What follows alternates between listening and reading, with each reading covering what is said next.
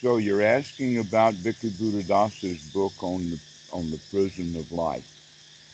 Um, First off, we have to understand that when he's talking about the prison of life, he's not saying that life itself is a prison. That's the first thing that we need to discuss because he's actually referencing the First Noble Truth here.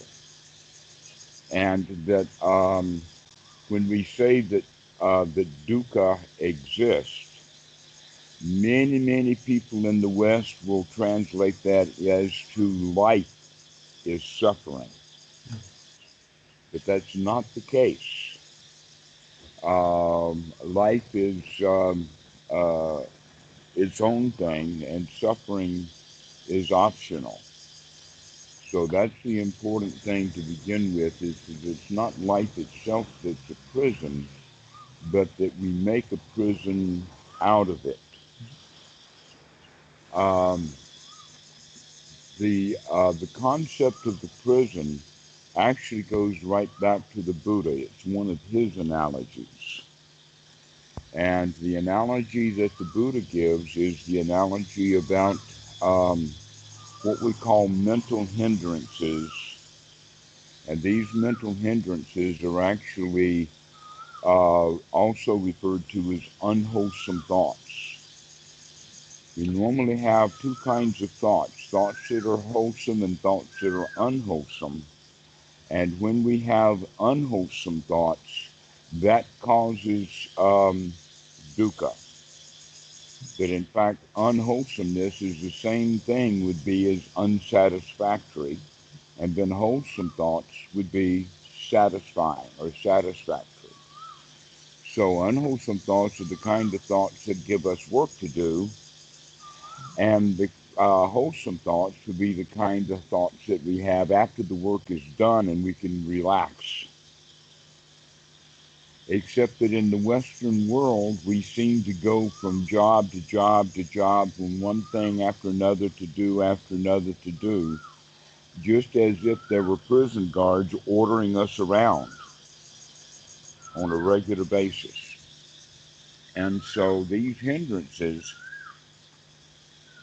unwholesome thoughts, is like being trapped um, in that realm, because almost everyone would consider a prison as an unwholesome place, and we get stuck into the habits of unwholesome thoughts. So, if we were to get out of an actual prison, that would be quite a relief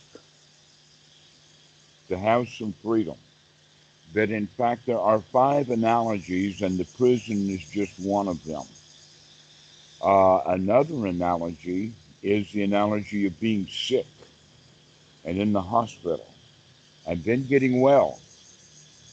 And now you want out of the hospital.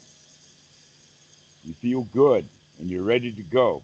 Okay. Another analogy is that you have been in debt, that you owe money. You got a mortgage, a car payment, something like that. And then you finally pay it off. And so you don't owe anybody anything anymore. In fact, they even talk about prison as paying your debt to society. And so we're talking about, again, there are many different ways of this analogy of the distinction between being trapped and being free. But we're not talking about being trapped versus being free physically. We're talking about being trapped mentally versus being trapped in the reality. Another analogy is that we've been on a journey carrying a lot of luggage with us. And then finally we get home. And when we get home, we can relax and sit things down, not even unpack our bags. We just sit down and relax because we finally gotten home. Okay, so another analogy would be basically the analogy that everybody is living through nowadays, and that is that we've got to work for a living. In the sutras, it's about a servant to the king who has to get up before the king, do all of the work to get ready for the king to get up, get his clothes ready and whatnot, and then follow the king around all day And then at the last thing at night, we put the king to bed, and now the servant can go to bed. All right? So basically what that means is that we become a slave or a servant to all of our duties. In each one of these cases, there's something behind it, in the sense of the money, we owe that to somebody or to something. The prison sentence is we're paying a debt to society that has been given to us somewhere along the way.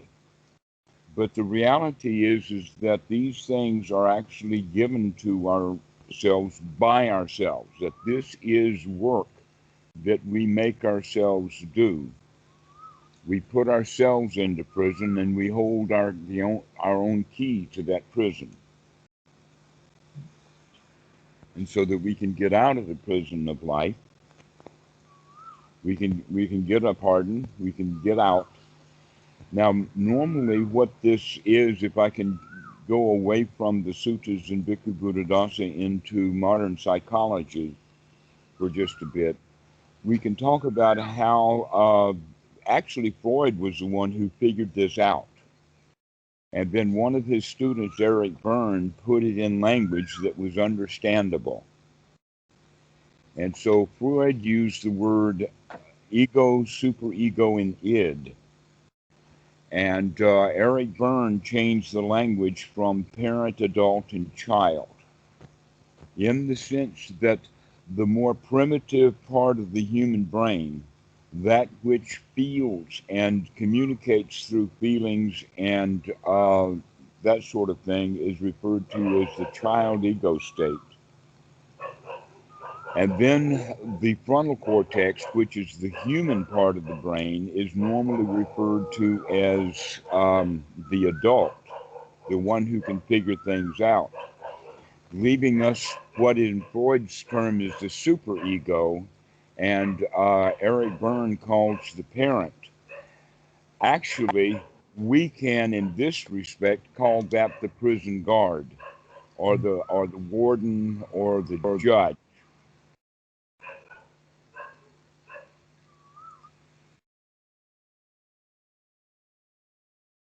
Can you hear me? I can. Sorry, my headphones just died. Okay. In the middle of your wonderful lecture, but please continue. Yeah. Okay. These ones are working. So yeah. There is a part of the mind that we grew up developing in childhood, and how that was developed was when the child that each one of us was is listening to and paying attention to the adults around. The moms and dads and uncles and teachers and preachers and rabbis and all of those kind of people are part of the parent ego state. And basically what is stored is a set of how things should be done, rules, rites, rules, rituals, and the human being picks these things up as a child instinctually. We instinctually start doing what we're told to do, whether we want to do it or not. That instinct that we have is actually called the nesting instinct, or also called the herding instinct. It's a natural instinct that animals have, like sheep will herd together when the dog is barking, but the reality is the dog is just barking. But the instinct is to herd together to protect against wolves biting. Okay, and so this is how human beings are actually in a prison. We're in a herd, and we go around responding to barking politicians and other things like that, because when we were really little kids, the barking also had a bite to it. Okay, we were punished when we were kids if we didn't do what we were told to do. So now we've gotten into the habit of being told what to do and doing it, along with remembering all the rules that we were told and all the retributions that have with that. And all of that comes out of the parent ego state that I would call critical thinking, that we are, in fact, in the West, taught how to do critical thinking.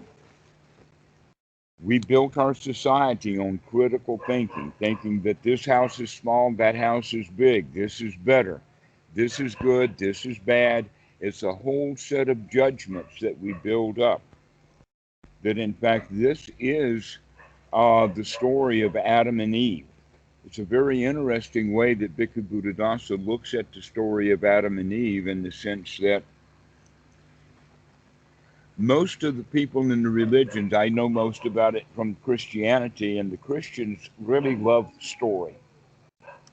They love talking snakes and apples and fig leaves and divine retribution and all of that kind of stuff.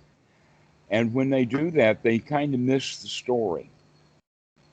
The real story, or actually not the story, but the moral of the story is that if you look at what they mean, the word is they ate of the fruit of the knowledge of good and evil. What that means is that we eat the fruit of means that we have to put up with our knowledge of good and evil. So when we go around saying this is good, this is bad, when we go around judging things, then because of that knowledge of good and evil that we have done, we have to put up with the results of those judgments that we make.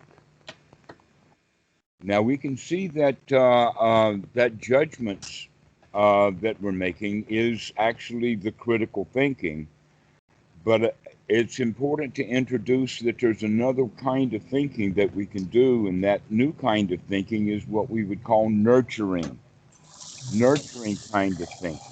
And we can equate the story of Adam and Eve is that they were nurturing, and because they were nurturing, they were in a paradise. Everything was okay. Everything was taken care of, no problems. But as soon as they started to judge the paradise, is this part of paradise is good and this part of paradise is bad, and we keep doing that, we're actually destroying paradise by trying to improve it. Why? Because almost always, to make a building improved, we start with a wrecking ball. Okay, and so now we're stuck in the prison of having to do a wrecking ball job on everything, because we're criticizing everything. And so the prison of life is that we have picked up the habit of and are then doomed to being caught in this destructive pattern of judgments. But in fact, the prison itself will become a paradise if we stop judging it and find it nurturing. So that's basically what Bhikkhu Buddhadasa is talking about, and that's the history of the use of the word prison and how it's used.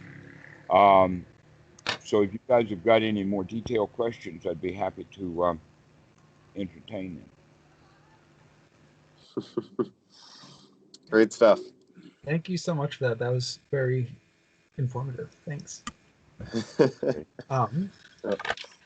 Yeah. So my thing was kind of a little nitpicky and away from the main point of the essay, but I was wondering if you could fill me in a bit. So I was a little there was one part, I think, okay, so it's near the beginning, freedom is salvation from prison, where not so much specifically to that claim, but more to the description that Buddhadasa has. I'll just read the quote. You must call the word salvation and liberation that are used in all religions, or must recall the words. The final goal of all religions is salvation or emancipation, or whatever word is most suitable in each language. So I guess my issue there is that, especially when we think of, Western, Abrahamic, Judaism, Christianity, Islam, they often use very hierarchical language in describing the divine. It doesn't, to me, seem as though liberation really is the best way to describe what they're doing there. I was wondering if you could speak any to that. Okay, well, first off, within Christianity, they do talk about freedom from sin. Mm, Okay, that's it. Sin is a prison. I gotcha. I gotcha. So I guess what my issue there is then is that they're describing. I'm not saying that serving all authority is prison, but it does seem as though that is freedom from sin, but it also comes with constrictions on another end that don't seem per se like liberation, I guess is what I'm getting at in terms of the restrictions against sin, let's say. Okay, I think I understand what you're talking about. Let's use it in the sense of the describing of the word freedom in the sense of freedom to versus freedom from. Mm, Okay, because the teenager is the one who wants freedom to go out. All right. And you can also go so far as to say then the freedom to sin. mm, Okay. As opposed to freedom from sin. So if you have freedom from sin, that means that you are completely free and that you have no worries, no problems, and everything is okay out of prison. If you have the freedom to sin, then that is your freedom and your choice to walk right into prison. And mm. once you're in prison, once you're in that sin, it's got its own grip on you. Sure. I think one thing, Spencer is saying as well is to be free, in this, to have this true liberation in a sense, right? One might have to, it seems as though one might be foregoing things, right? Like for example, in the 5 precepts, they say like, thou shalt not be intoxicated. Well, not thou shalt not, but it says do not take intoxicants, right? So that seems like you're not free to do that, but in fact, that's helping you out to not do that. Like, Except that you are always free to get drunk. But once you're drunk, you're not free. sure. You're So free to get drunk, but if you get drunk in that moment of drunk, you're not free. You're trapped. Okay? So that's like the bear is free to stick his foot in the bear trap, but once he sticks his foot in the bear trap, he's not free now. sure, which is Okay? not So that's such a something great that you can, deal. pardon? In fact, the bear trap is the prison now. The sin is the prison. So when you say that you want to have freedom to do things, or when you're saying that, in fact, this is a very, very beautiful point that you're making, and that is that almost all humans, because we were children, we see uh, the precepts, the rites, rules, rituals, the 612 in the Talmud, the 10 Commandments, the IRS, federal laws, the whole 9 yards of authority. We don't like it when we're kids. We do not like to be told what to do. Okay? Nobody likes what to do, but we do it anyway. We do what we're told to do. So now you're bringing that forward, that you're looking at the precepts of, I should have the freedom to break the precepts if I'm going to be free, right? But in fact, the precepts, and if you think of the Buddhist precepts, the Buddhist precepts are, let us call it, nothing better than good ideas. That's all they are, nothing more than good ideas. And when you see that those are good ideas, then they're no longer rules or precepts, they're merely good ideas. And that you can see that there is some freedom in that. For instance, if you kill someone, you're not going to be free. You're not going to be free in your own mind. You're not going to be free because you think that they're after you. In fact, the one that comes to mind is Dostoevsky's novel Crime and Punishment. where the guy Yep. was an axe murderer, right? And he got caught, but the whole time that he wasn't caught by the cops, he still was not free. Yep. Yep. I think Yeah. he turned Right. himself in out of just after Hmm. torturing himself for 500 pages. He Exactly. just, yeah, 500 pages of mental punishment. indeed. So, And so basically, what we can say this way, we can turn that upside down and look at it from a noble perspective, or actually set it right, because it was upside down. You were looking at it from the bottom up. Let's look at it from the top down. And that is that when one practices anapanasati correctly and is able to remove the unwholesome thoughts from his mind, in that moment there is a kind of freedom. For instance, you're thinking about, I've got to write this email. Let us say for some reason that you're involved with lawyers, and lawyers write you emails and they come in and you don't want to answer them. Oh, what a big mess that lawsuit is. And every time I think about it, I feel bad. Okay. And so instead of answering that email that I don't want to answer, I sit down and I do anapanasati. And while I'm doing anapanasati, I'm telling myself things like, I don't have to do that email. I'm okay right now. Let me take a deep breath and just enjoy the moment. And I find that I can become free from the thoughts of that email and I can be in a pleasant, beautiful state. Once I get myself into a pleasant, beautiful state, now I can do the email from a pleasant, beautiful state, but before, because of the way that we were trained, I would go do that email and hate doing it. sure. So now I can go do it pleasantly because I've gotten the dukkha out of my mind. Now, let's continue on with that to the point that let's say that there is a state where you can be completely free from wanting anything. So you don't want anything at all. You're completely free.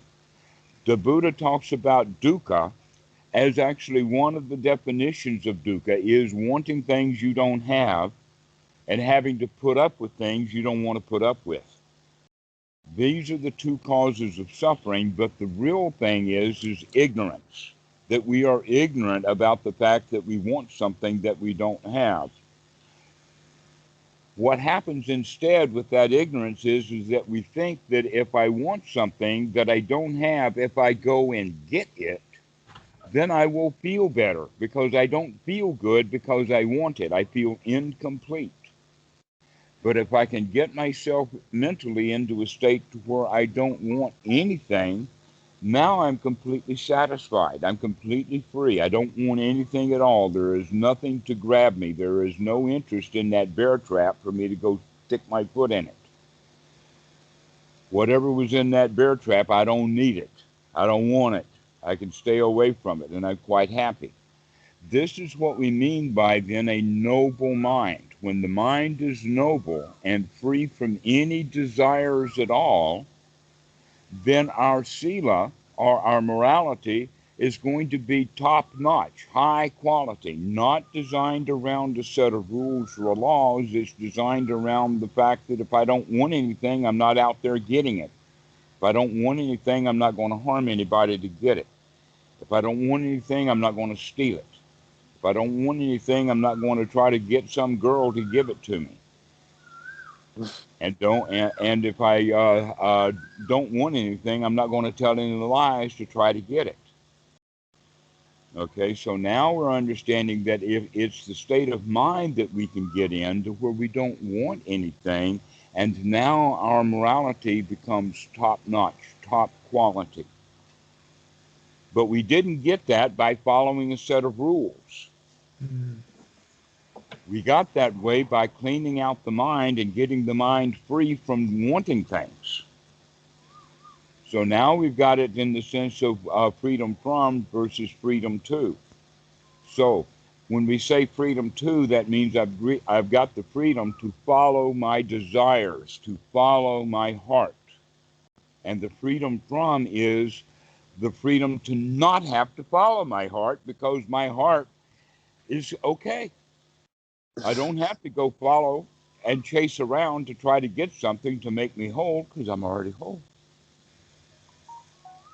So, in a way, the prison of life is that we are lacking something. We miss something. We don't have what we need. And that the real practice, the spiritual practice, is to recognize you've already got all you need. You've got everything. Everything's going to be all right. Everything's fine. No worries tonight. All is okay. Take a deep breath and relax. No place to go and nothing to do, and everything is okay. You see how nurturing and wholesome those kind of thoughts are. And so those are the kind of thoughts that would be wholesome because they are freedom itself. Everything's all right. If everything's all right and everything's fine and there's no worries and no work to do and no place to go and nothing to do, then I'm free. But as soon as you give me a job to do, now I've got a job to do and I'm no longer free.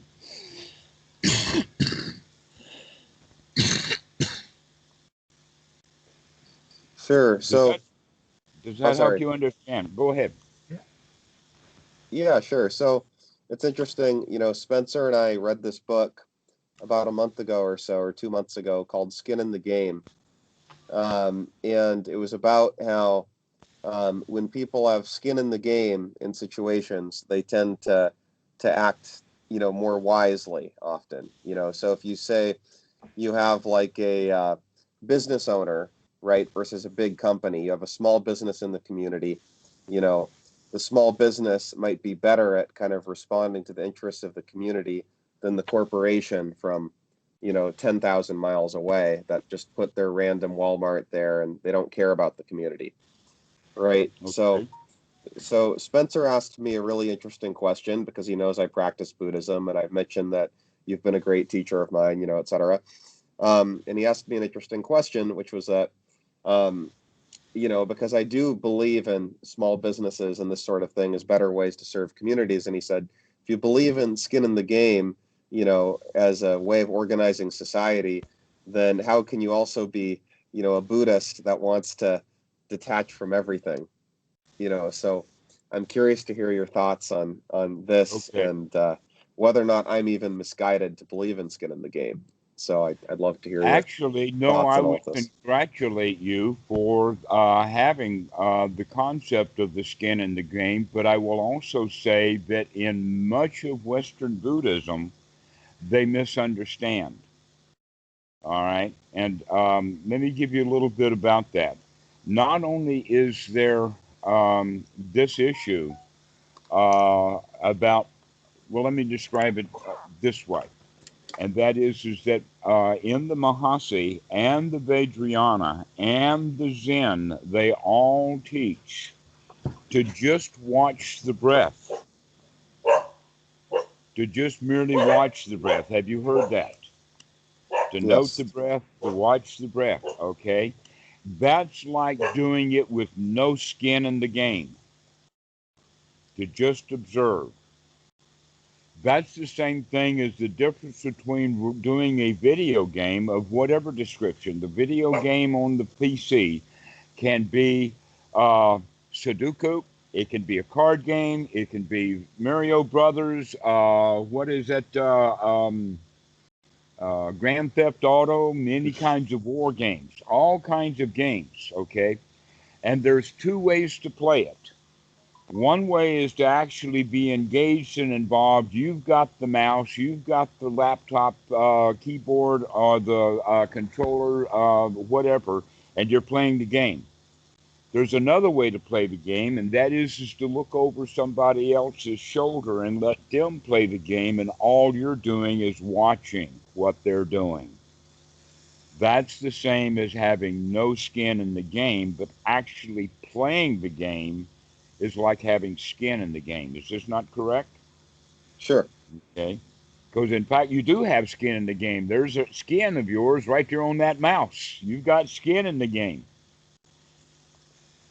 This is actually the way that anapanasati should be practiced, as if you've got skin in the game. Here's what we mean by that. In Western Buddhism, this idea of actually just watching the breath is actually quite weak. If you were watching someone else play a video game, anything could be a distraction for you. If you've got skin in the game, then you're paying attention to the game, and many times you want to pay more attention to the game than whatever would be distracting, even if your house you're burning down. You still want to be in that game, right? This is the way that we want to practice anapanasati, as if we've got skin in the game.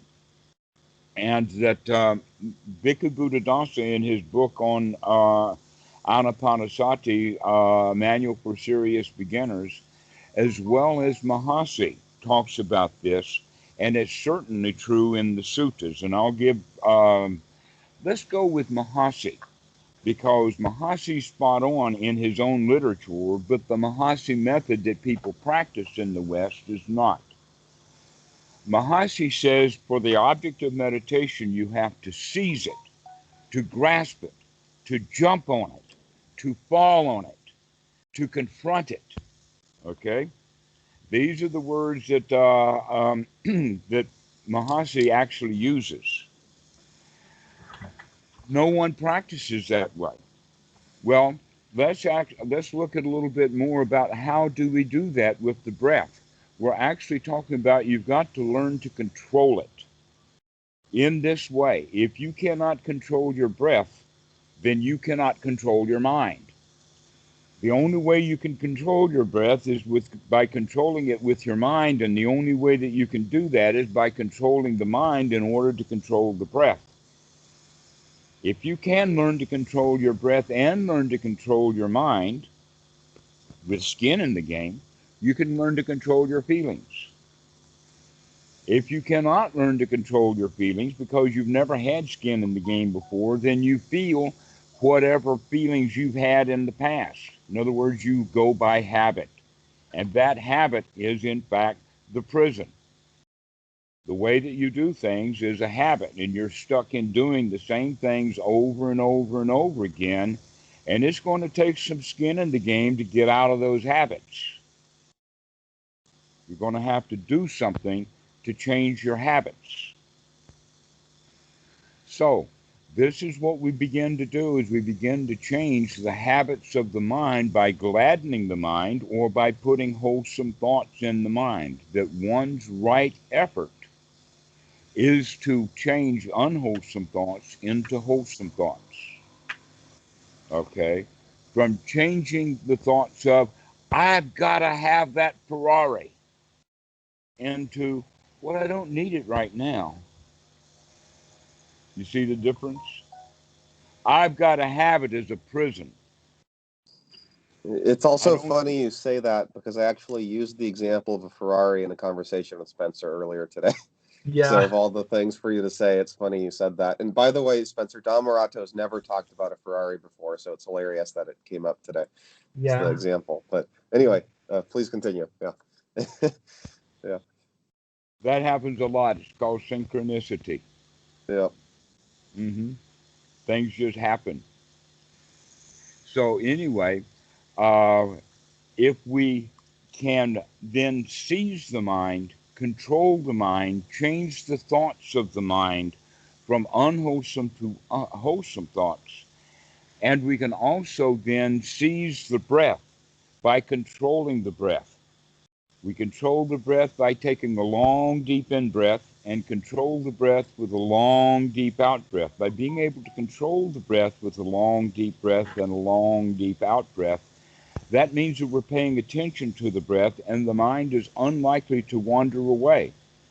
So you can say that, like on a card game that you're playing on the computer, every time you click that card to pick it up to move it over there, that's a kind of a mindfulness that we remember, I've got to move those cards.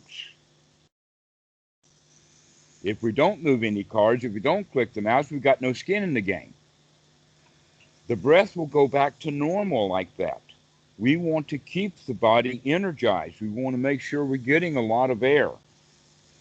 We want to make sure that we're actually getting a good long out breath. I want to make sure that the emphasis is actually on the long out breath, because we want to, as if all of the pollution in the mind was collected as carbon dioxide in the blood, and breathing that out is a very liberating thing to do.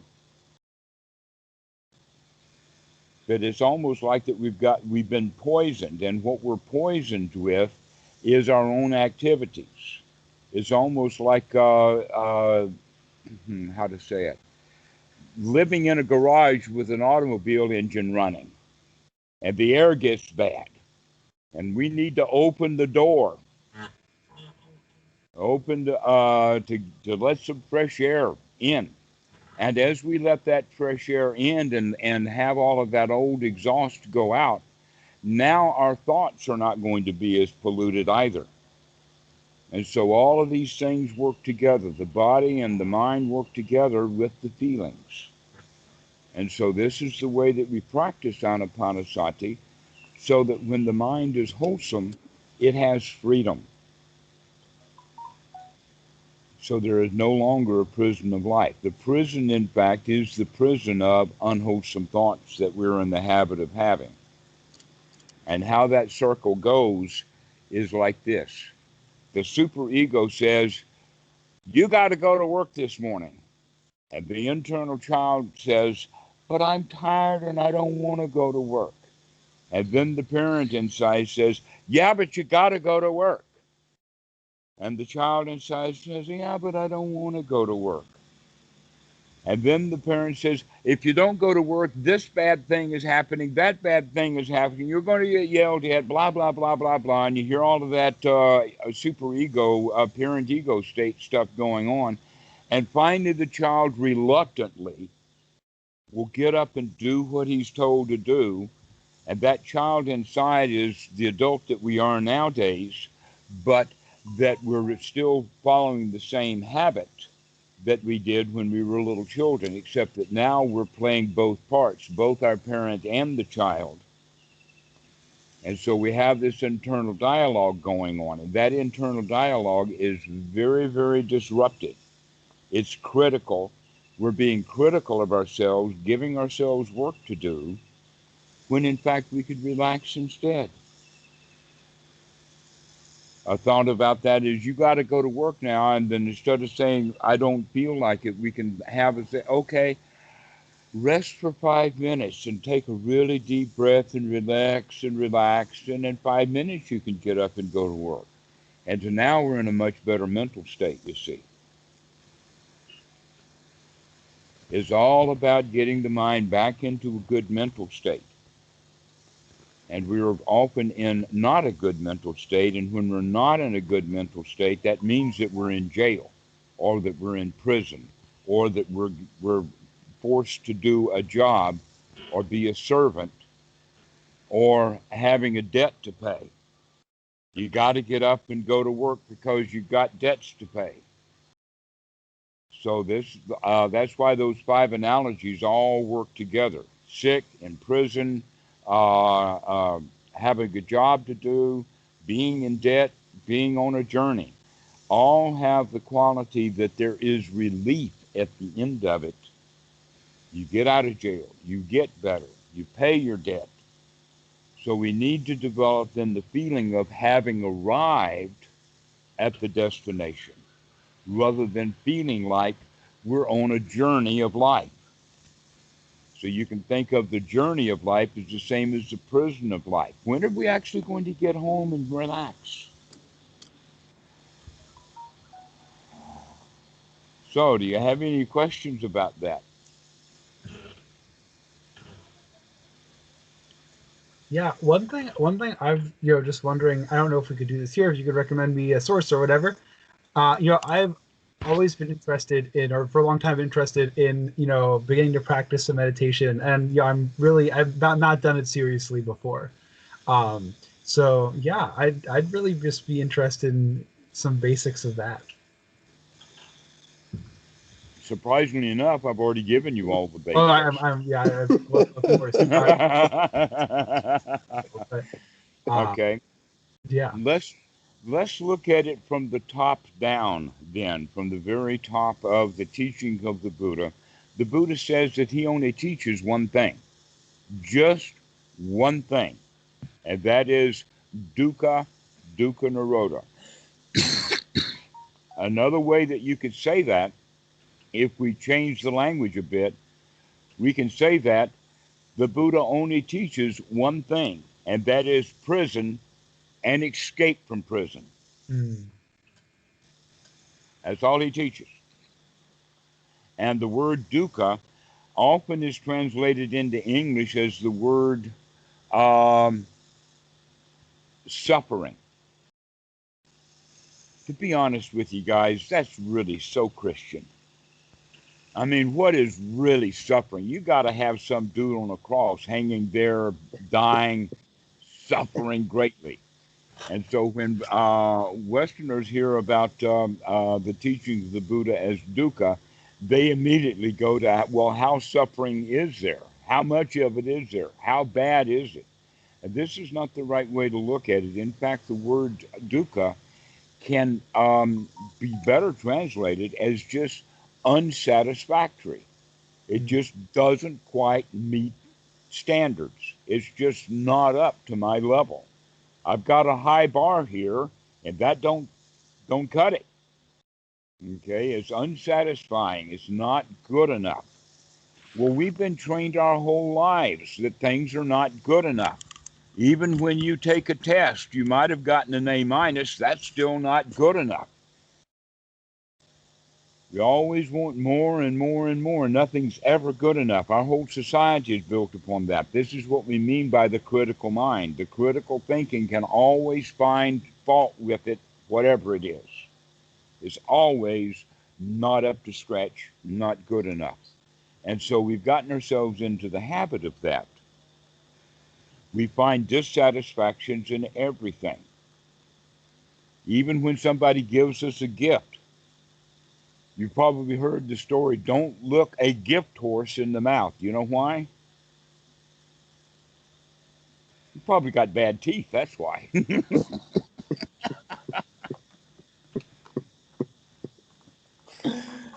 So, this is where we're coming from. Everything has a pollution or a disadvantage or a fault built into it. This is the prison of life. The fact that whatever is delivered to us is just not good enough. We feel like that we're in prison and we can't go get the good stuff. We got to put up with the garbage. Okay? But there is this thing called the dukkha nirodha. Dukkha nirodha means that we can come out of that state and come into a state of satisfaction. And so the uh, little teaching of dukkha nirodha, we can see that in many, many places. I see many, many times that the entire teaching of Buddha can be wrapped up into just one little statement. The one I like is, don't worry, be happy. That's the entire teachings of the Buddha right there. Don't worry means free yourself from the hindrances, and then you're automatically going to be happy because you've got no worries. If you had no worries at all, you'd be happy. So you can think of, in fact, that any worries that you would have were kind of like a prison. You're almost bound because of those worries to be worried and to think about those things, and you're trapped into thinking about the things that you're worried about, and we call that worry, and Bhikkhu Buddhadasa calls that a prison. But when we're not worried, now we can be happy. So this dukkha nirodha breaks down or unpacks, unfolds into what is called the Four Noble Truths. We call these truths noble because they've always been true. They've been true in the time of the Buddha. They were true 100 years ago. They're true yesterday. They're true right now. And as far as we can tell, they'll be true right off into the future. In the sense that, number one, there is dukkha, or the way that we're talking about there is that prison. It exists. And if you're not careful, you might get into it. So there is a cause for this dukkha. There is a cause for the prison. And what that cause is, the primary cause, they say mostly in Vajrayana and Mahayana Buddhism, they talk about it as clinging. But basically, we don't have to use that word. The word clinging, by the way, nobody uses that in modern English. We use the word want. I want something. Okay? And so, like I said before, the second noble truth, the cause of suffering, the real cause is ignorance, that we don't know that we are clinging. If we knew what we were doing, then we would stop doing it because we could see how dangerous it was. And so the whole point of the ignorant is that that's the real cause of suffering, but that's particularly ignorant about two major things. One is the ignorance of wanting something that we don't have. And so we think, oh, I will feel better if I get what I want.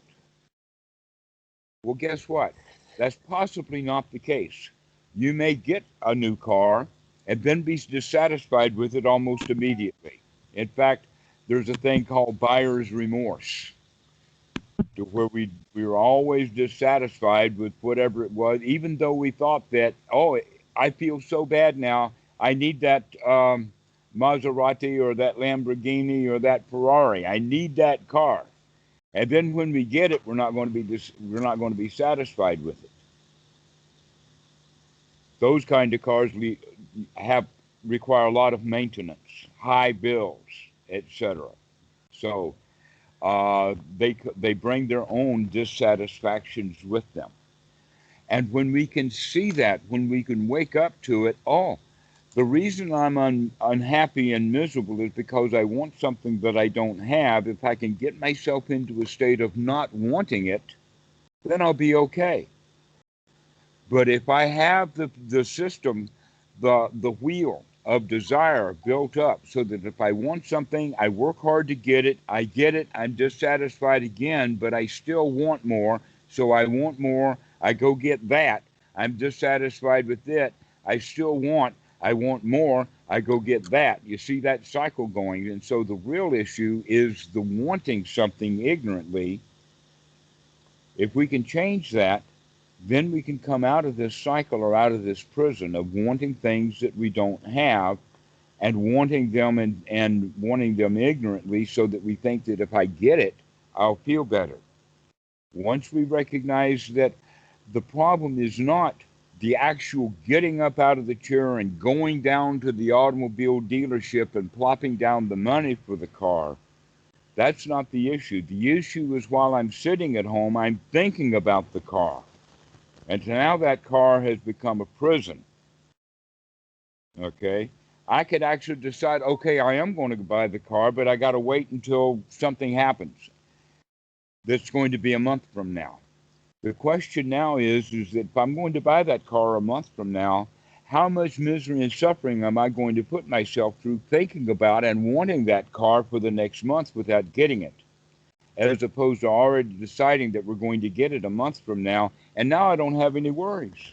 Nothing to do, no place to go. The car will happen, everything's going to be good. Okay? So, this is a way of beginning to realize things, is that the real problem is not that I don't get the car. The real problem is that I want the car.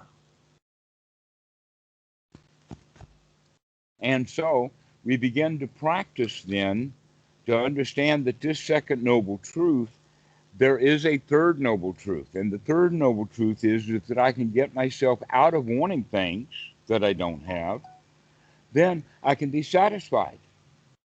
This is the third noble truth, the state that we can get in, that is a state of satisfaction. This is something that the meditation student should practice. To practice, get into the third noble truth, and to enjoy it, to figure it out. Well, finally, there's no problems, no worries. I've got no issues. Everything is okay right now. And the kick is right now. It's always in this present moment. That if we can get ourselves into a very good state in this present moment, and do that again and again and again, then we get the idea that I can get myself into a pleasant state anytime I remember that I want to get myself into a pleasant state. Just by dropping away all of the hindrances and all the desires, take a deep breath and just relax. And we do that over and over and over again. So basically what we're talking about is now already we're talking about the fourth noble truth, that there is actually a way of getting ourselves out of this unsatisfying lifestyle that was caused by us wanting things into a state where we're completely satisfied. And the Eightfold Noble Path is what is designed to do that. And the first item on the list is right view. We have to develop the right view about things. Wanting things that we don't have is dukkha. That's one's right view. Oh, I want it, and if I get it, I'll feel better. That's wrong view.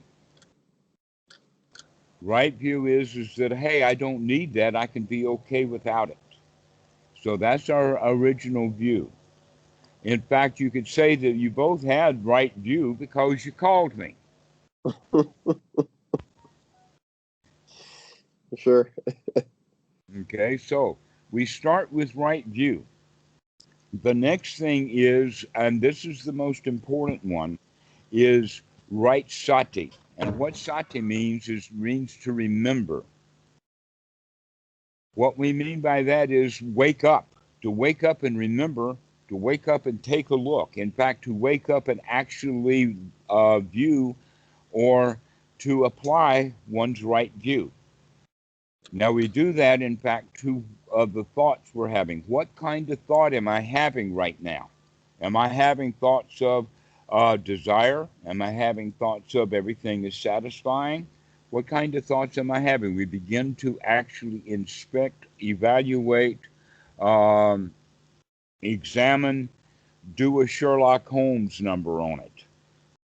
Okay, we begin to look at what's going on. We're going to develop the faculty of wisdom, and wisdom faculty is developed by looking at what's happening right now, looking at how things are going. And so by waking up and looking, we can see then what is unwholesome in this moment or what is wholesome.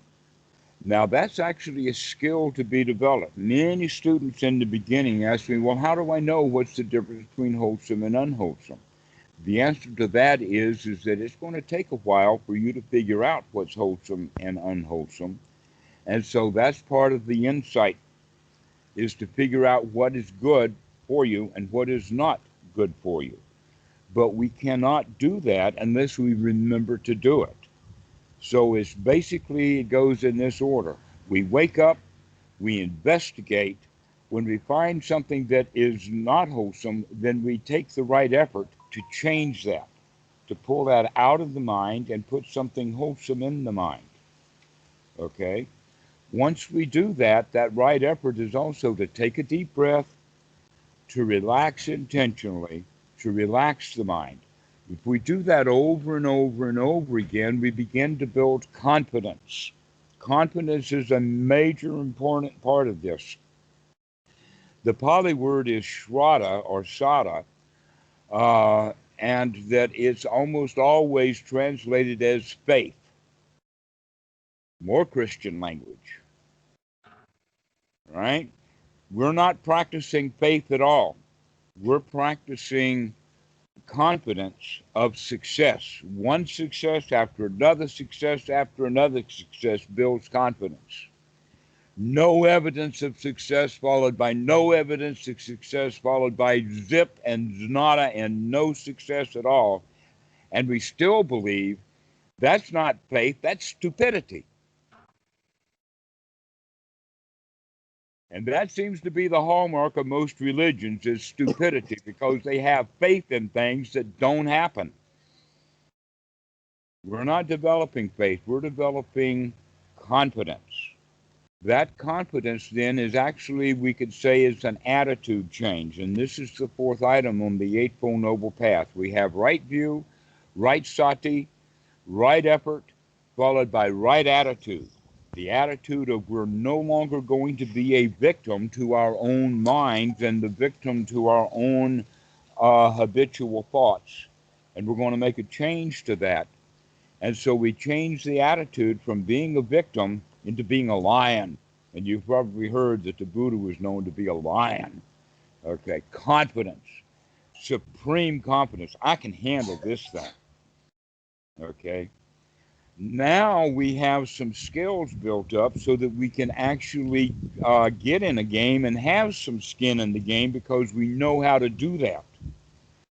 Most people, when they put skin in the game, they only get their hands burned because they don't get what they want. They put skin in the game to get what they want, they don't get it. And so whether you put skin in the game or not is not the real issue. The real issue is, are you going to be successful at what other games you put your skin in? And that is an attitude. It's not a matter of whether you actually win or lose. That's actually based upon competition. That what we're doing here is we're developing friendship instead. And first, the friendship is inside. We stop with the critical thinking and start with the nurturing thinking. We become nurturing to ourselves, and eventually, when we're getting good at this and we have the confidence built up, we can be nurturing to other people. Within the Buddha's context, this nurturing of other people is called metta, friendliness, compassion, mudita. And mudita means that the joy that we have now built up is to be shared with others. What joy? The joy we built up and manufactured by changing the attitude and changing the thoughts from unwholesome to wholesome thoughts. Now we only have really wholesome thoughts, those thoughts of gladness, thoughts of happiness, thoughts of friendship, thoughts of mutual care and love. And so now we can go back into the world with a different kind of game to play, but we're still going to put skin in it. In other words, we have an obligation now to the Dhamma to actually be happy in a world of unhappy people. Why? Because we're going to help them to be happy. We're going to set them on fire. We're going to give them the same kind of juice that we got from our teacher. And so the juice that I'm giving you is the same juice that I got from Bhikkhu Buddhadasa. That fire, that spark, that I can do this. If you can see one person that has been successful at becoming happy, you can recognize I can do that too. Let me start practicing correctly, changing my mind from unwholesome to wholesome thoughts over and over again, and pretty soon I'll have just one wholesome thought after another, after another, after another. But that took some work because the old habits were unwholesome thoughts. Thoughts of work to do, thoughts of jobs to be done, thoughts of competition, thoughts of criticism, thoughts of judgments, thoughts that pull us out of the paradise. So now we're going to have only the kind of thoughts that are wholesome, that are nurturing, that actually allow us to see that we do live in a paradise. We're already in a paradise. We've just been destroying it by judgments. So this is how we have skin in the game. But now we have skin in the game of paradise rather than in the skin of the game of critical thinking. Does that help your idea about the skin in the game? And also about how to practice. This is how you practice, is that you watch what you're thinking. You wake up. If you cannot wake up, you cannot do any of the other skills. So that's why sati is the most important. To remember to look at what the mind is doing. To remember to say, hey, am I being wholesome right now or what? And so you can begin to change those thoughts. And it takes an active skin in the game approach to physically remove those unwholesome thoughts. But guess what? They're very easy to do. In the sense that when you have the thought, aha, that's an unwholesome thought. Already this is a new thought. The Buddha had the statement, aha, I see you, Mara. Well, that aha, I see you, Mara, is a different thought than Mara itself. So we can think of it like this, that when we are thinking unwholesome thoughts, we are attached to them, we grab hold of them, we struggle with them, we know those thoughts are wrong, and they're really hard to let go of. But in the practice of the Buddha, it's more like this, is as soon as we recognize what we're doing, we draw back and say, aha, I see you. That means that we're actually separating from those thoughts. Before we thought we were those thoughts. I am my thoughts is the normal way that we're doing. And now we're waking up and saying, wait a minute, I am not that thought.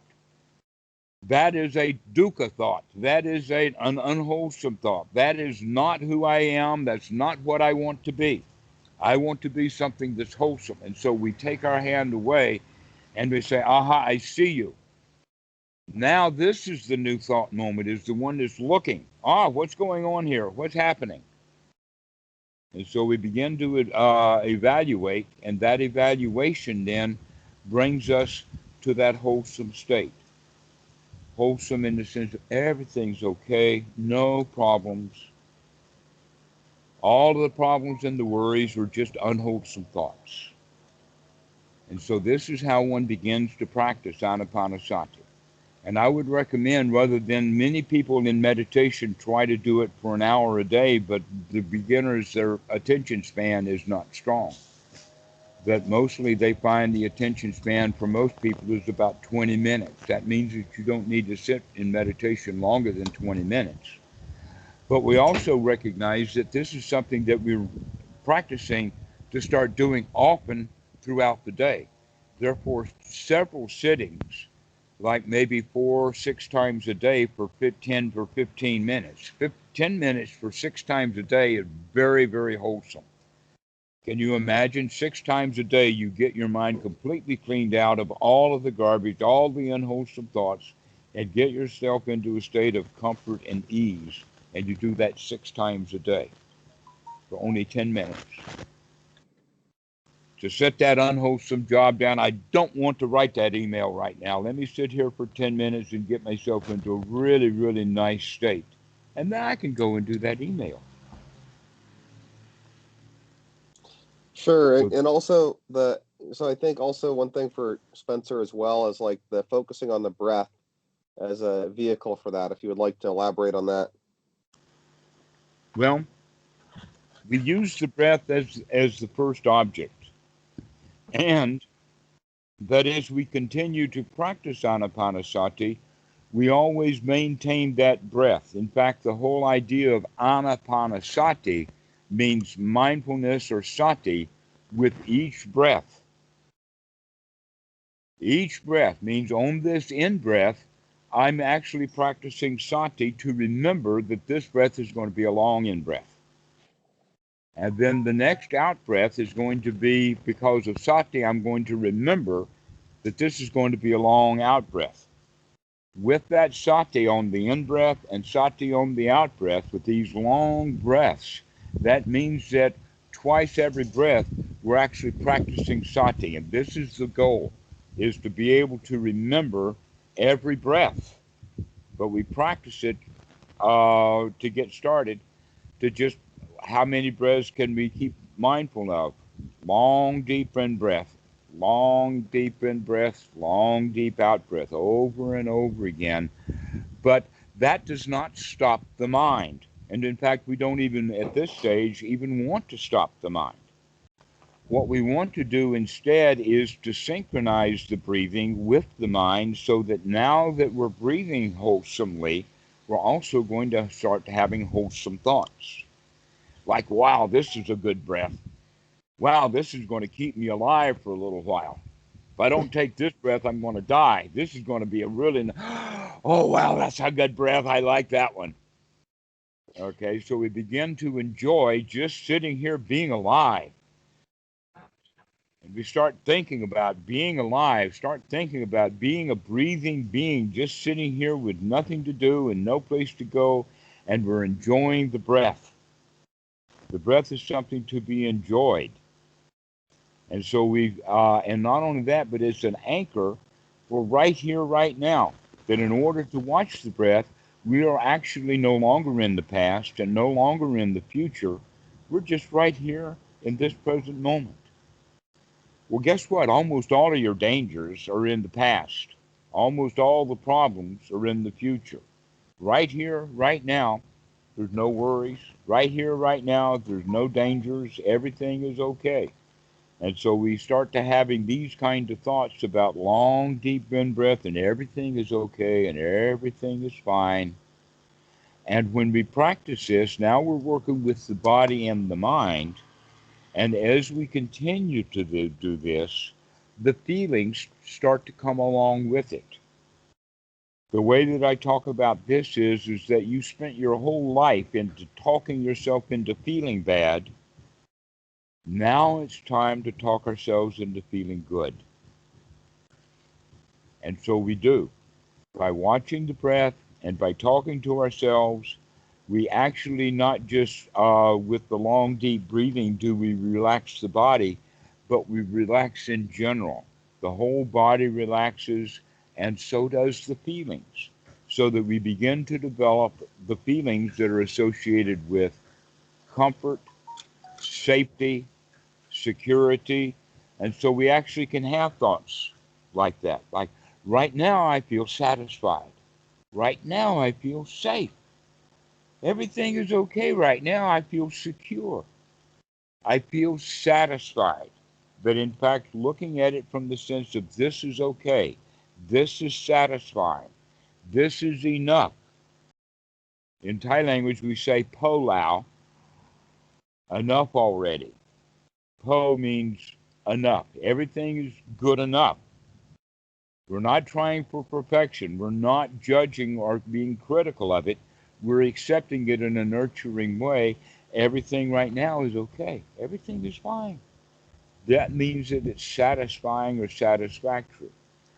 This concept of safety, security, comfort, contentment, and satisfaction, this is the Pali word for sukha.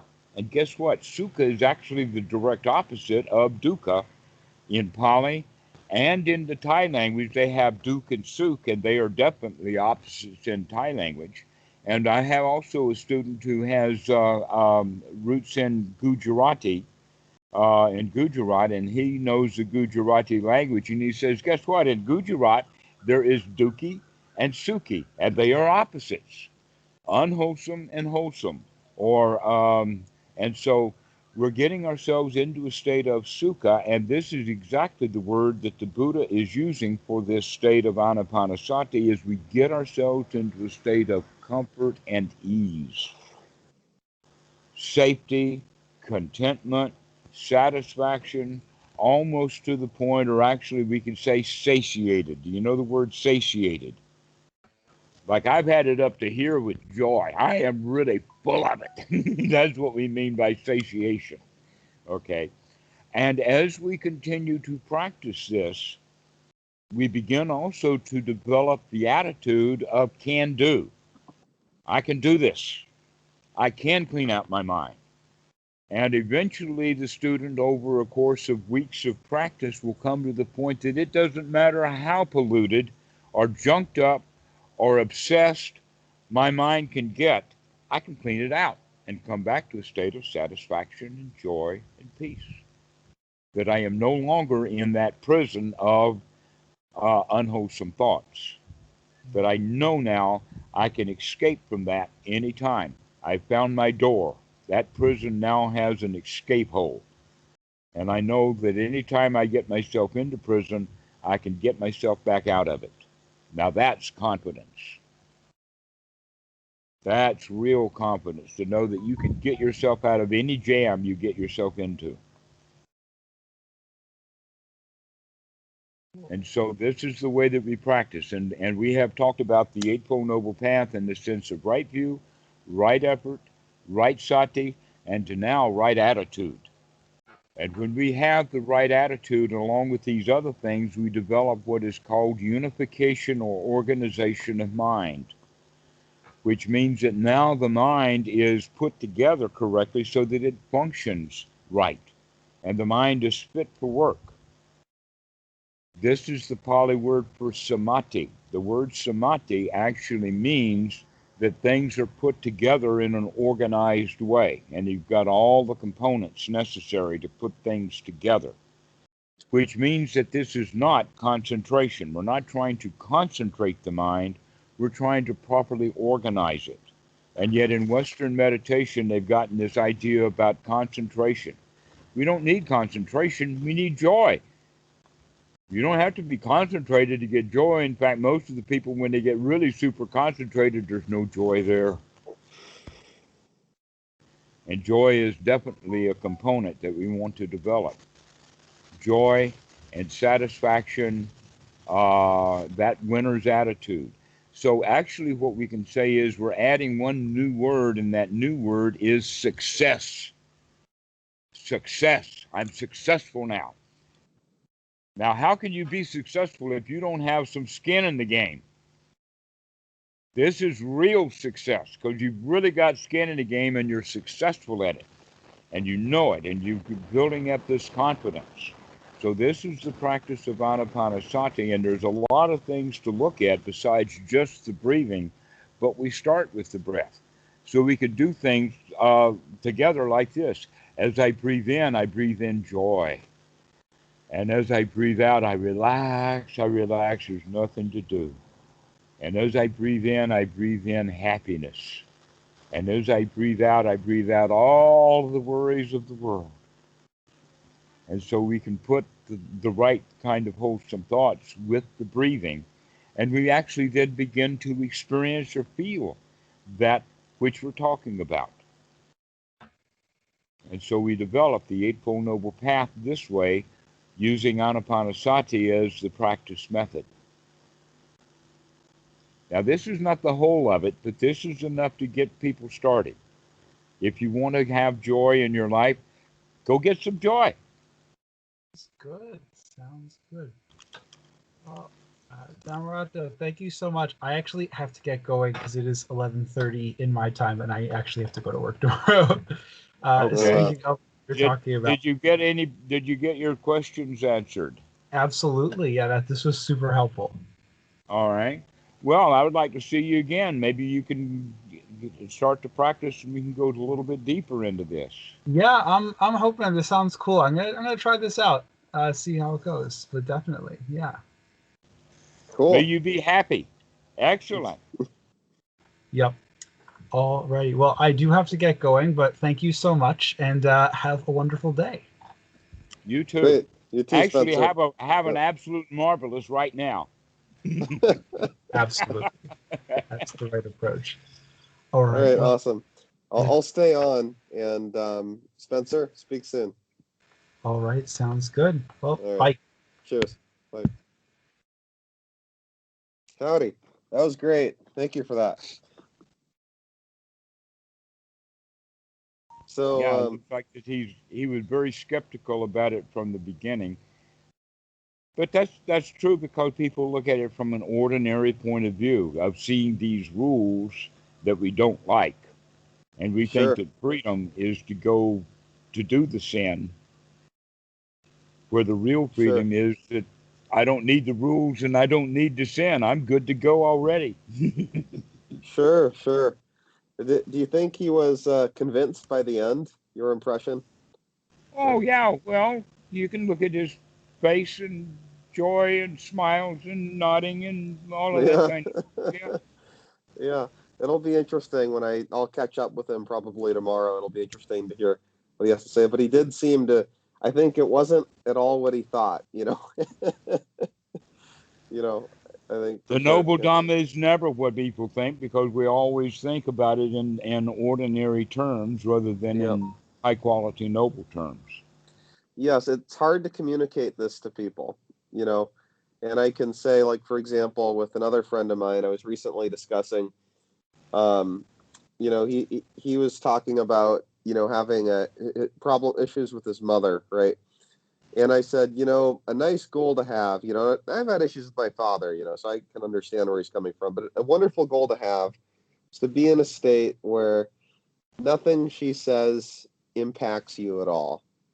You know, not that you don't have to be around her, but that nothing she says can impact your happiness. I said that to him, and he would debate me, no, I'd rather just not be around her.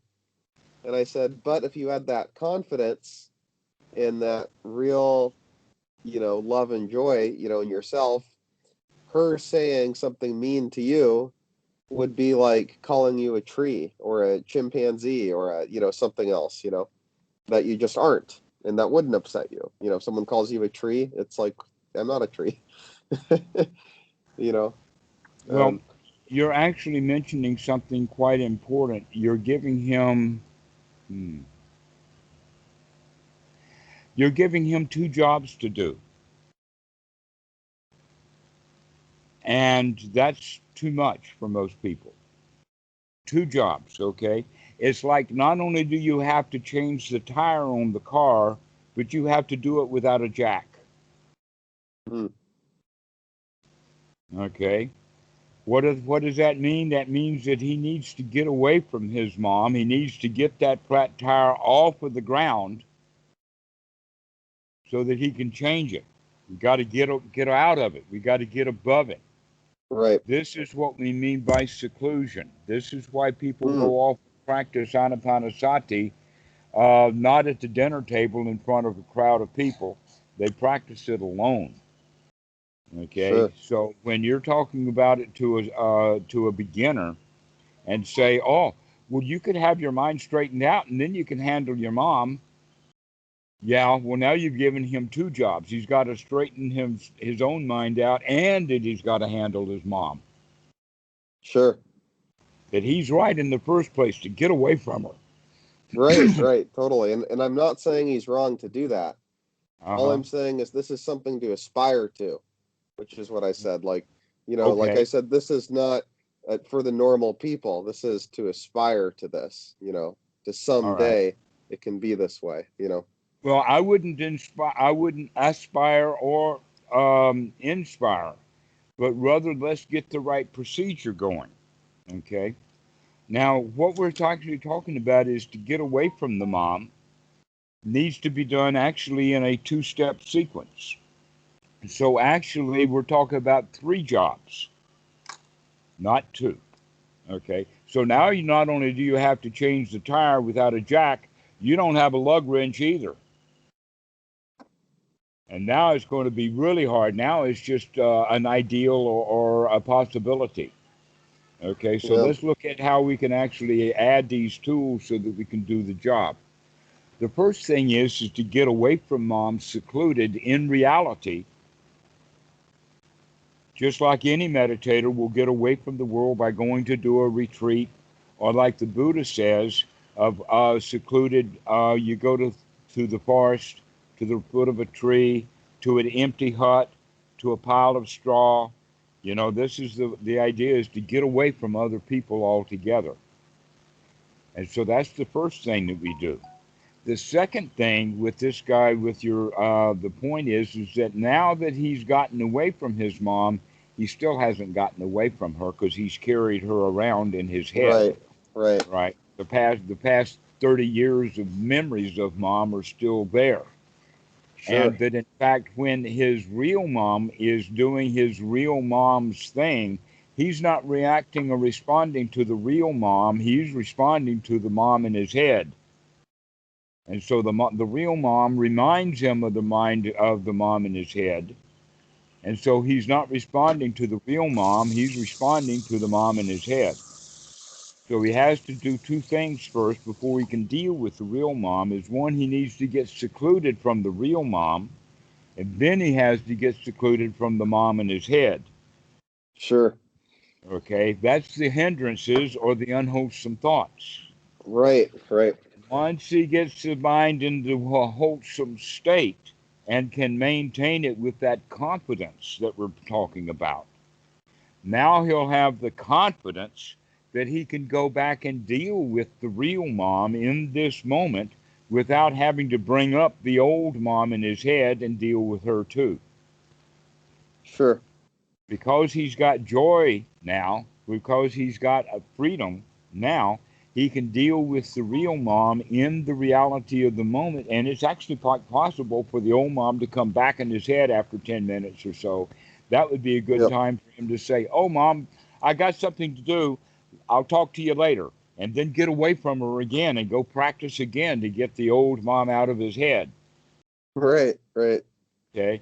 And do it in stages, just a little bit at a time, just a little, as long as he can handle her wholesomely, do so. As soon as he gets himself into an unwholesome mind state, get out, go away. Sure. Moms are especially difficult that way because moms, they know where all your buttons are. They've watched you your whole life and they know exactly how to be critical of you to push your buttons. And so Sure. you can go so far as to say that mom is the last button to go. Sure. At one time, this was about 20 years ago. Times have passed, but 20 years ago, I would say that you can't push my buttons. Only my mom knows where my buttons are, and she can still push them, but you can't. Yeah. Yeah. There's a great saying. Ram Dass said, if you think you're enlightened, go spend time with your family. Exactly. Yep. Yep. Very true. Yes, that's where the Um. old buttons are. So he's saying exactly the same thing. So I would recommend, instead of giving him the ideal, "Oh, you should be able to handle your mom correctly," that's just pointing out the failure that he can't do it. mm, And so he's absolutely right. No, he needs to get away from her. Sure.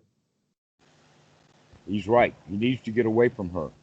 But he's wrong in the sense that he thinks that it's his physical mom nowadays that he needs to get away from, when in fact the real mom that he needs to get away from is all the memories of mom and all the past Right. unhappiness and everything that's happened before, so that he can meet this woman newly in this present moment without even using the word mom. Sure. Sure. But Totally. even using the word mom is an old set of baggage.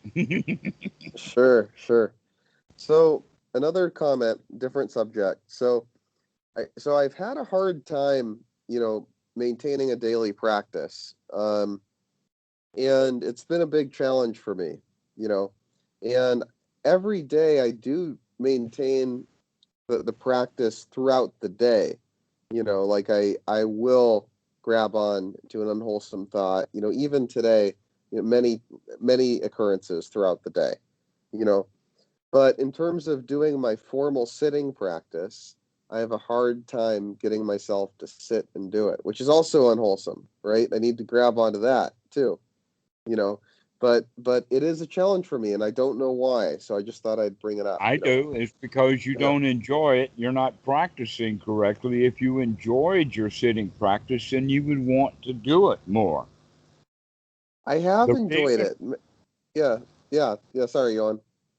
yeah, but that's in fact what happens with Western meditation is that people they practice meditation for some future benefit, for some future result, Hmm. right? That's how we all get started. Someplace in there, you're going to have to make the transition from you're no longer practicing meditation to get result. Rather, you're practicing meditation, number one, for skill development, and number two is because you like it. A Sure. really interesting point about that is a young child, let's say a 7, 8, 9-year-old kid who is taking piano lessons. If that child actually enjoys playing the piano, he will continue playing, he will continue to get lessons, he will continue on, and he will get fairly good at music. If the child does not like playing the piano, then it doesn't matter how many lessons he has, he's not going to practice much and he's not going to get much benefit out of it. So Sure. Sure. we have to work on the joy of, and so actually, even calling it meditation is putting that extra pressure on, is something that we ought to do and is something you're going to get benefit from. So a new kind of thinking about it, a new mentality, instead of I should meditate, but I don't want to right now. That's an unwholesome thought. Right. A wholesome thought right then would be to take a deep breath and say, wow, I don't have to do anything right now. I don't even have to go meditate right now. I can just sit here and do nothing. And that's meditation. Going and sitting down and doing something because it's supposed to be good for you, that's not real meditation. That's, I don't know what. In It's fact, eating broccoli, Brussels sprouts, mhm, we could go so far as to say, okay, all Western Buddhists and Christians and everybody else can have that word meditation, Sure. because that's not what we're doing. That's what they do, and that's what you don't like. That's why your formal practice is not doing well, is because you think of it as meditation. The Sure. better way of thinking about it, in the Pali, would be anapanasati, but in English we can just say, "Oh, I'll take a deep breath. That's all I have to do. That's it. Just to take a deep breath and relax." Sure. That's anapanasati. Yeah, it's a good way to put it. Yeah, because I do kind of hype it up as a work effort, as something I have to do.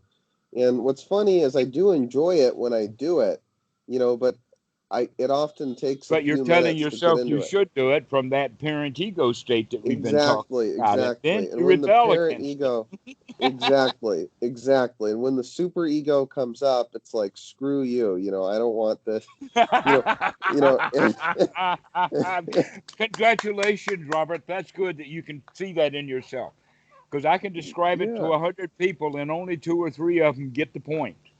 Oh yeah, no, I totally get it. I mean, like even like getting out of bed in the morning sometimes it's like screw you, I don't want to do this, and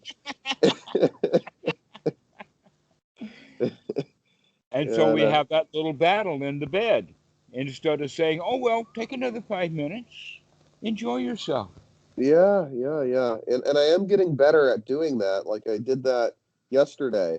I just felt the need to take a nap in the middle of the day.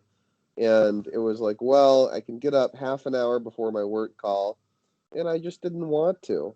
And there was no need for me to do that. And so I just stayed there for another, 20, 25 minutes, Um, and it was great.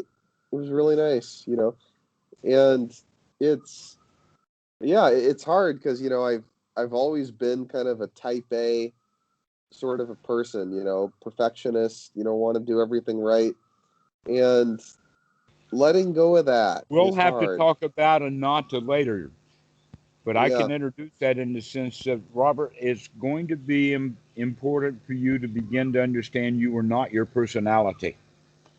Mm, Your personality was developed over time as a child, but you are not that personality because you can change. Your personality is not set, it does not define who you are. It's just an old set of bad habits. mm, Those bad habits are associated with our memories, the way that we look at things and perceive things, the way that we see ourselves, as well as our feelings and our body. But in the reality is that there's no internal hardcore soul in there anywhere. That the whole idea of self comes up in the operation of those things. mm. But that you are not your personality. Sure. Which of course leads to the question, what am I? The answer to that is that's an irrelevant, stupid question. Well, it's funny, And yeah. and it will give you a new answer every time you try to answer that question. That's why it's irrelevant. It's because you're a moving target. Instead of trying to figure out who you are, is a whole bunch more important to figure out who you are not. Sure. And you Or are who not you your are right now. personality. Yeah. You are not your body. You are not your feelings. You are not your memory systems. You are not your way of looking at things. You are not any of those things. Well, it's funny. My Vipassana teacher at Wat Chom Tong in northern Thailand said, you know, there is no Robert. There's just Nama Rupa. Mm-hmm. Yep. Yeah. And this Namarupa particular is process. perception. That's the word. Yes. The other Pali word for it is Body, sanya, mind. Yeah. body, mind. Mm-hmm. That's And all there this is. particular process is just called Robert. That was what he said. This particular process of it is just called Robert. But there's no Robert, you know. Well, Robert there. Yeah. Which is crazy to really No, it's internalize that. liberating. No. I mean crazy in a good way. I'm not saying crazy Okay. to All attack it. I mean, like right. it's mind blowing, you know, to think about it. You know, that Well, there that is means you're no. free from that self. That self that you Yeah. thought Robert was, if it does exist, then you are somehow married to it, bound to it, tied to it, handcuffed to it, chained to it. It's a prison. Right. Ah, that's it. That's the prison. The prison is me. And when there is no me, there's no prison. Right. And you know, that should have been in the book, The Prison of You, The Prison of the Self. Yeah. Uh-huh. Yeah, it should have been in there. Yeah, it's a yeah, I mean to really internalize that is really powerful. I think it'll take me some time to really make, you know, internalize that. But because it's a very powerful idea because you know we go through our day, you know, or at least I do, maybe not you, but at least I do, you know, and many other people thinking, oh, you know, what will this do for me? What will that do for me? You know, like if I read this book, how will it improve me? If I, you know, go on this trip, you know, how will people perceive this? You know, how will I, you know, et cetera, et cetera. It's like just thinking, and it's like a hobbyist kind of thing. How will this? It's kind of like decorating a house. You know, like if I get Hmm. this for my house versus that. And you know, it's funny. One thing that has been said about millennials as opposed to baby boomers is that baby boomers like to accumulate things. Millennials like to accumulate experiences. You know, and it's a generational difference. You know, and some critique that and say the reason millennials don't accumulate things is because they don't have money for it. But Right. that's And the criticism of that. the reason Yeah. that the boomers do is not because you see the millennials do not see the boomers at the age of the millennials. They see the boomers. The millennials see the boomers at the boomers' age they are now, and Right. so the millennials see the boomers up there. They're not seeing the boomers when the boomers were the same age as the millennials because at that age, the boomers were all into experience also. Sure.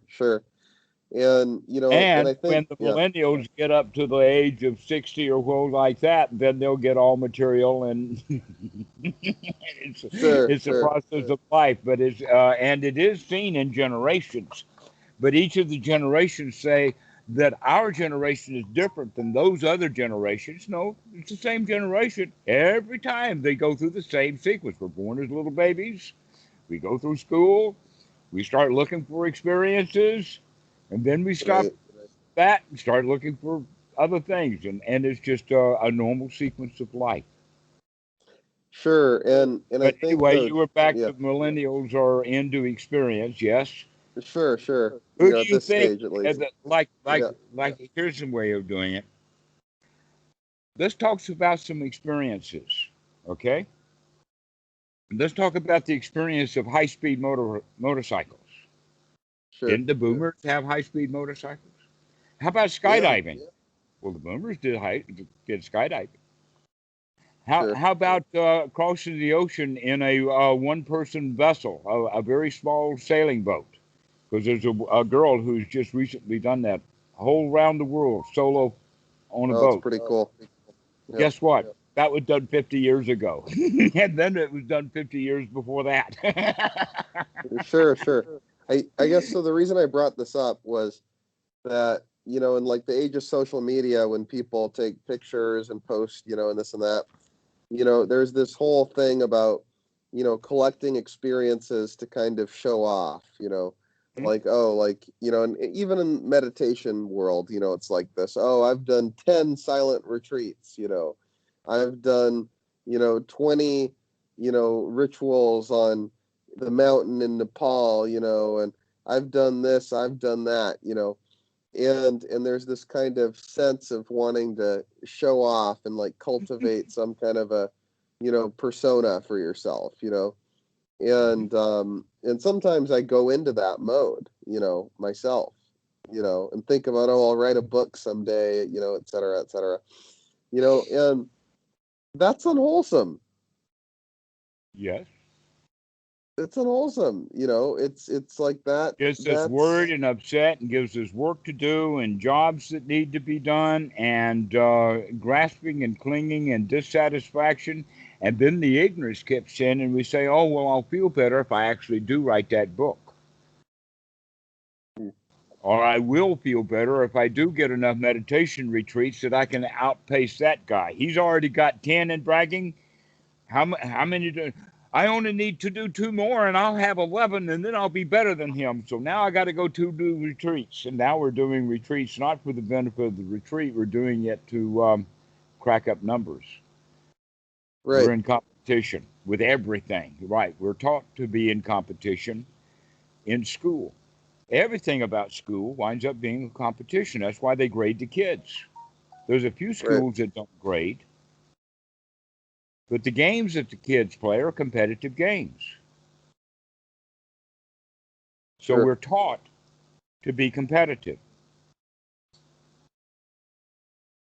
That's critical thinking, is Yep. competition.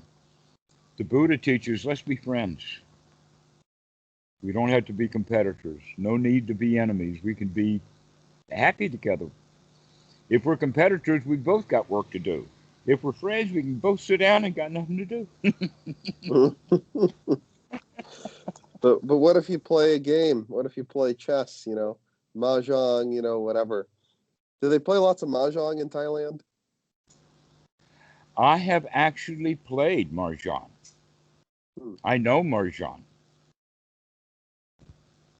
I played it with Nathan Goldman and and Ben Bernanke. Really? You know which Ben Bernanke I'm talking about? Is it the Fed chair? The former? I Wow. knew him personally, played Mahjong with him as well as I taught him how to play chess. Wow. Wow. What was the circumstance? Dillon, South Carolina, that was the circumstance. Did you guys grow up together or? Yeah, we were in high school together. Well, actually, Ben was younger than Nathan and I. Nathan's actually a lawyer in Texas. He's retired now. Huh. So what did you think of Ben? Like I actually don't remember him very much. Yeah.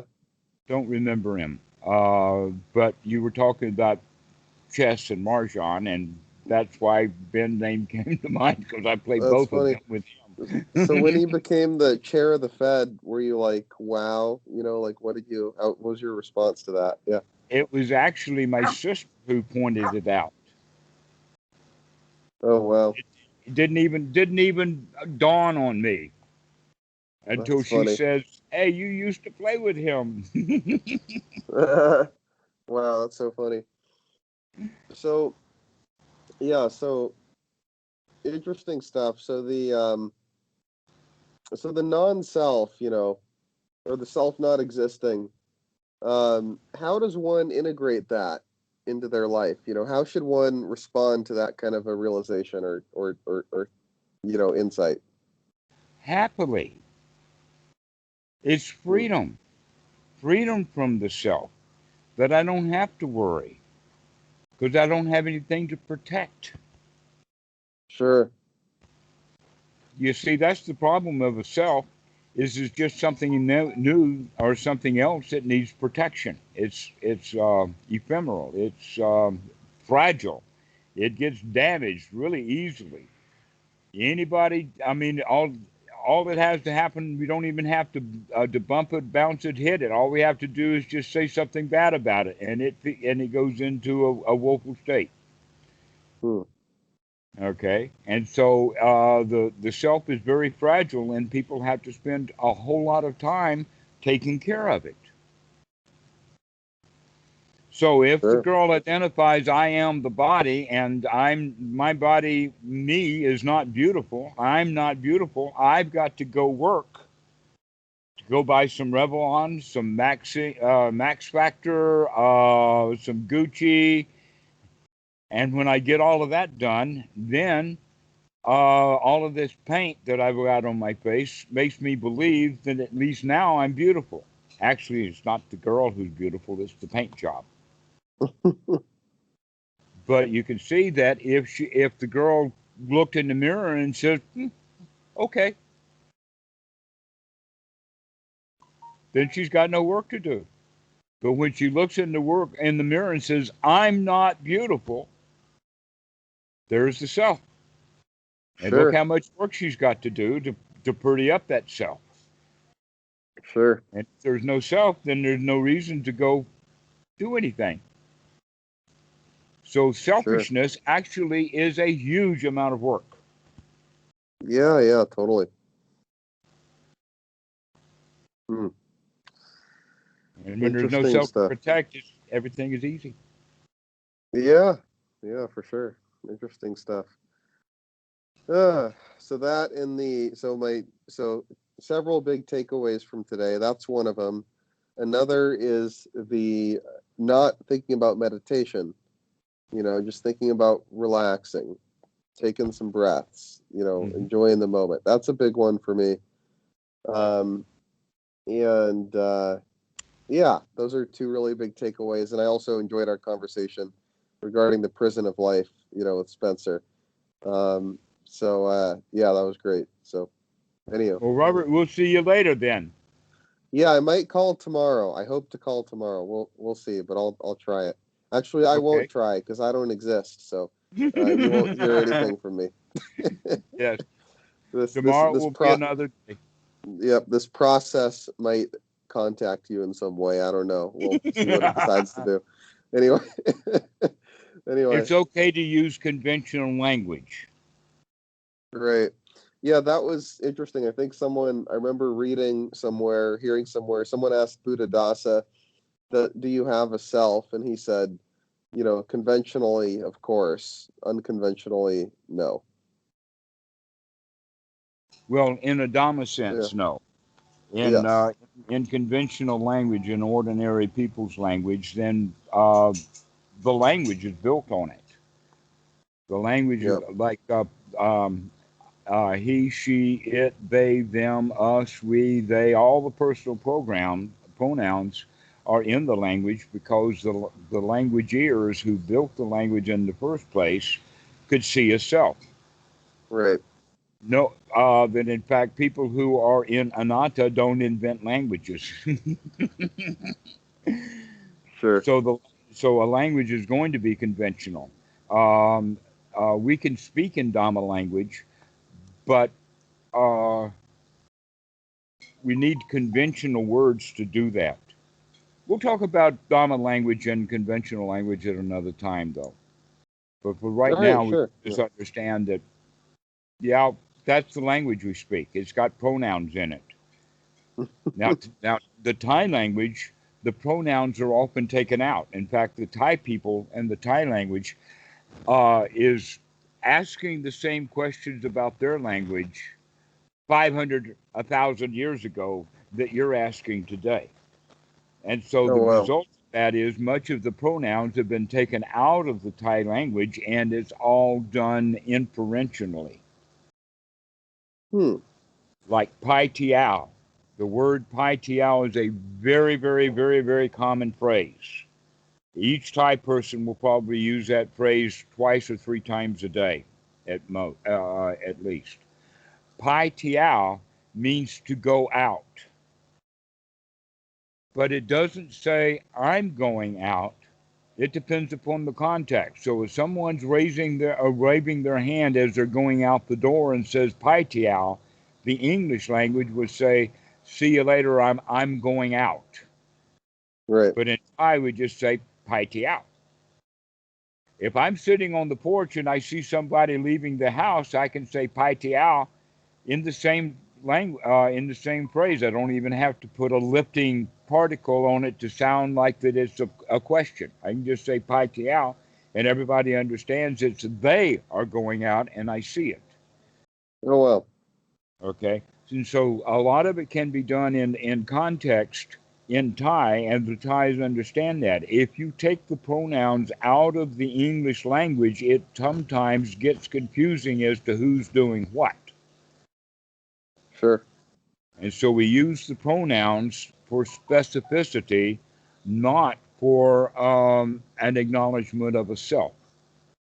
Sure. We're just doing specificity. So you can practice that.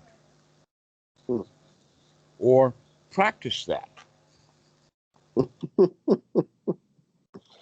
Okay, cool. Very cool. Interesting. Well, my friend, Pai Tiao, great to see you. And speak soon. See you again. Yep, cheers. Yeah, I enjoy your conversations. It's very good. Thank you. I really enjoy them too. It always brings happiness, joy to my day. So, or my late evening, I should say. That carries through to the next day. So, anyhow, well, thank you so much. Speak soon. Okay, Robert. We'll see you. Cup. Yep.